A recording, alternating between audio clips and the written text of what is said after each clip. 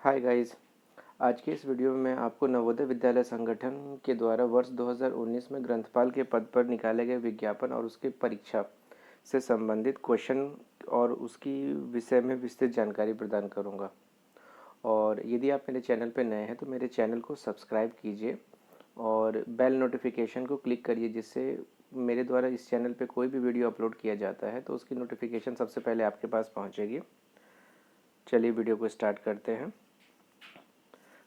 सबसे पहला क्वेश्चन है, एक शैक्षिक पुस्तकालय के उपयोगकर्ताओं की विभिन्न श्रेणियां हैं। शैक्षिक पुस्तकालय मतलब एकेडमिक लाइब्रेरी, उसमें जो उसके यूज़र है उसकी कैटेगरी क्या क्या है।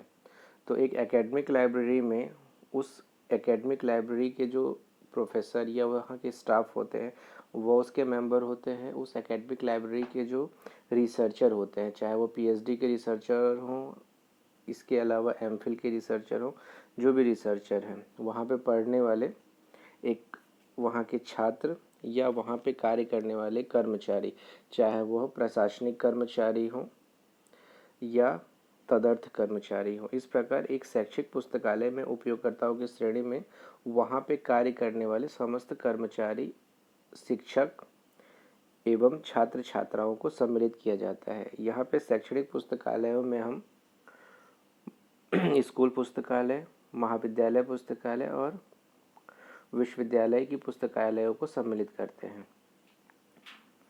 अगला क्वेश्चन है, डेटा को किसी भी दिशा में भेजा जा सकता है लेकिन एक साथ नहीं, इसे कहा जाता है अर्धद्वैध संचार। मतलब आप एक बार में डेटा को एक ही तरफ भेज सकते हैं, आप एक साथ दो जगह पर डेटा नहीं भेज सकते। अगला क्वेश्चन था, जनसंपर्क पब्लिक रिलेशन से एक समुदाय के भीतर रिक्त स्थान स्थापित करने में मदद होती है। तो पब्लिक रिलेशन से किसी भी समुदाय के भीतर उस संस्था का छवि और स्थान स्थापित करने में मदद मिलती है। अगला क्वेश्चन है, ग्राफिक, ऑडियो, वीडियो जैसी अन्य मीडिया मिश्रित हाइपरटेक्स्ट पुस्तकों को कहा जाता है। जब आप हाइपरटेक्स्ट का मैं मतलब समझाना चाहूँगा, जब यह एक प्रकार का किसी भी वर्ड पे दिया गया एक लिंक होता है जिससे आप ग्राफिक, ऑडियो, वीडियो तक पहुँचने का एक माध्यम आप बनाते हैं, तो इसे हाइपर मीडिया कहा जाता है। अगला क्वेश्चन था, डीवी कृष्णा राव को किस वर्ष के तहत पुस्तकालय विज्ञान की पहली डॉक्टरल डिग्री मिली थी। डीवी कृष्णा राव को भारत में सर्वप्रथम पुस्तकालय विज्ञान में पीएचडी की उपाधि प्रदान किया गया था और उनका जो टाइटल था वह था कृषि का पक्ष विश्लेषण और गहन वर्गीकरण। ठीक है। अगला क्वेश्चन था, पुस्तक चयन की मांग एवं आपूर्ति सिद्धांत, इनमें से किसका योगदान है। तो बुक सिलेक्शन और डिमांड थ्योरी जो है वह मैककॉल्बिन के द्वारा डेवलप की गई थी। बुक सिलेक्शन के लिए दो प्रकार की और थ्योरी थी, जिसको डॉक्टर एस आर रंगनाथन ने भी दिया था और मेलविल डीवी ने दिया था। इसके अलावा मैककॉल्बिन के द्वारा भी एक नियम का प्रतिपादन किया गया था, किंतु पुस्तक चयन एवं मांग आपूर्ति सिद्धांत का प्रतिपादन मैककॉल्बिन ने किया था। अगला क्वेश्चन था, वर्ष 1950 में सीपीएम द्वारा किसके द्वारा विकसित की गई थी। सीपीएम का पूर्ण अर्थ है क्रिटिकल पाथ मेथड। इसे डेवलप किया था कैली और वॉकर ने। सीपीएम जो डेवलप हुआ था वह यूनाइटेड स्टेट ऑफ अमेरिका में डेवलप हुआ था। अगला क्वेश्चन था, उच्च स्तर की भाषा में लिखे गए प्रोग्रामों को इनमें से किसकी मदद से मशीन स्तर के निर्देशों में रूपांतरित किया जाता है। तो जो आपका हाई लेवल लैंग्वेज है, उस हाई लेवल लैंग्वेज को कन्वर्ट करने का काम कौन करता है। जो मशीनी लैंग्वेज में कन्वर्ट होती है उसे कहा जाता है कंपाइलर, कंपाइल करना। अगला क्वेश्चन था, इलेक्ट्रॉनिक ईमेल भेजने के लिए किस प्रोटोकॉल का इस्तेमाल किया जाता है।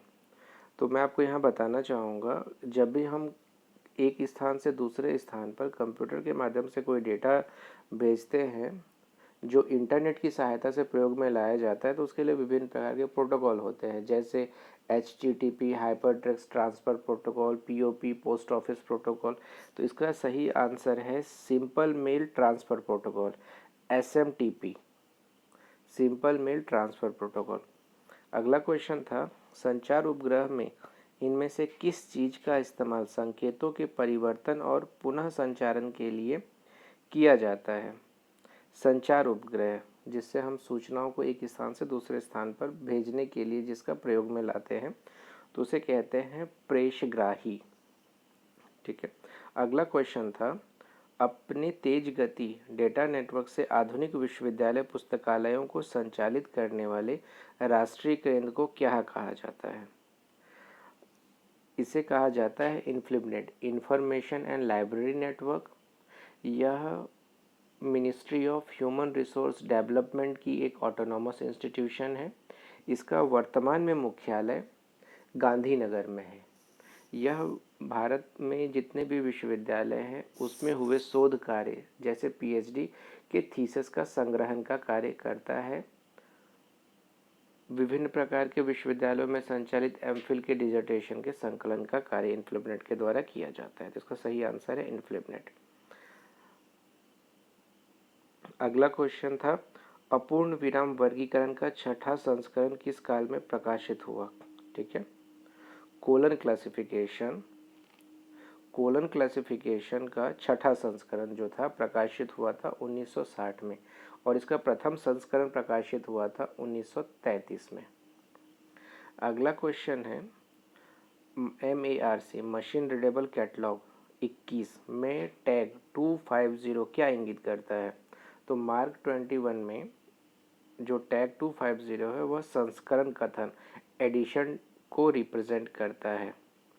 अगला क्वेश्चन था, शब्दकोश सूची के नियम का लेखन कौन है? तो सब्जेक्टिव कैटलॉग जो है उसके नियम का लेखक थे चार्ल्स एमी कटर। अगला क्वेश्चन था, TQM को पुस्तकालय और सूचना केंद्रों पर किस तरीके से नियोजित किया जा सकता है? तो यहाँ पे मैं आपको बताऊंगा TQM का पूर्ण अर्थ है टोटल क्वालिटी मैनेजमेंट। तो इसे पुस्तकालय और सूचना केंद्रों में जो निरूपित किया या नियोजित किया जाता है उसका एक स्टैंडर्ड है ISO 9000 के माध्यम से। अगला क्वेश्चन था, संदर्भ सामग्री के लिए वाल्फोर्ड की मार्गदर्शिका किसने प्रकाशित की थी? तो रेफरेंस मटेरियल के लिए वाल्फोर्ड की जो मार्गदर्शन या गाइडलाइंस है उसको पुस्तकालय संगठन प्रकाशन लंदन के द्वारा प्रकाशित किया गया था। अगला क्वेश्चन था, संक्षिप्त नाम पोस्ट कार्ब किसने दिया था? तो पोस्ट कार्ब दिया था लूथर गुलिक ने। अगला क्वेश्चन था, यदि किसी पुस्तक में लेखक का ना पता हो तो ऐसे को क्या कहा जाता है? मतलब ऐसा कोई पुस्तक जिसमें लेखक का नाम पता ना हो तो उसे गुमनाम या शूडोनेम कहा जाता है। अगला क्वेश्चन था, उद्धरण अनुक्रमण इनमें से किसका योगदान है?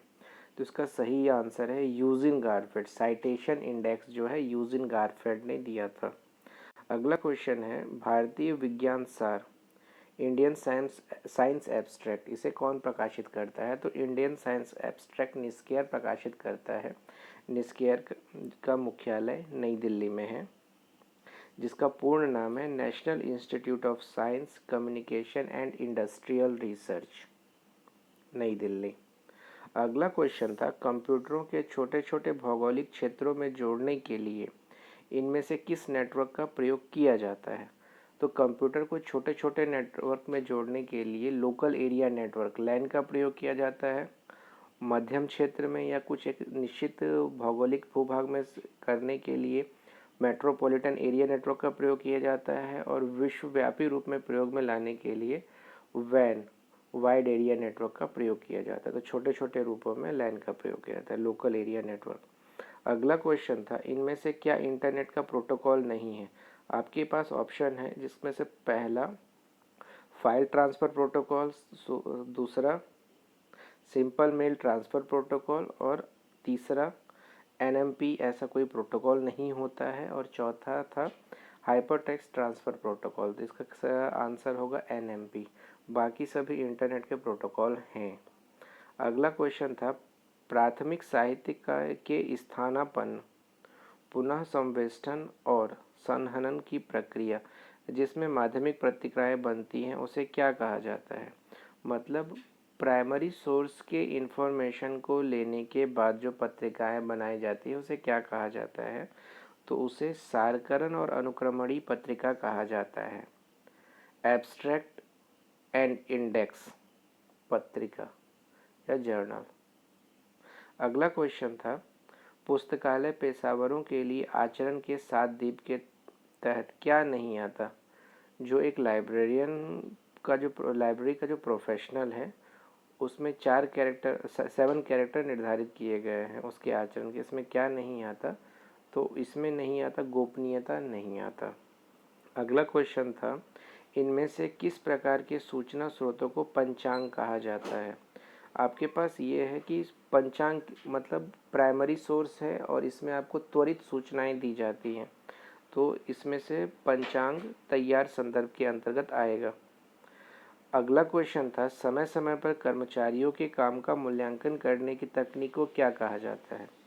तो समय समय पर जब कर्मचारियों के काम का मूल्यांकन किया जाता है उसे कहा जाता है प्रदर्शन मूल्यांकन।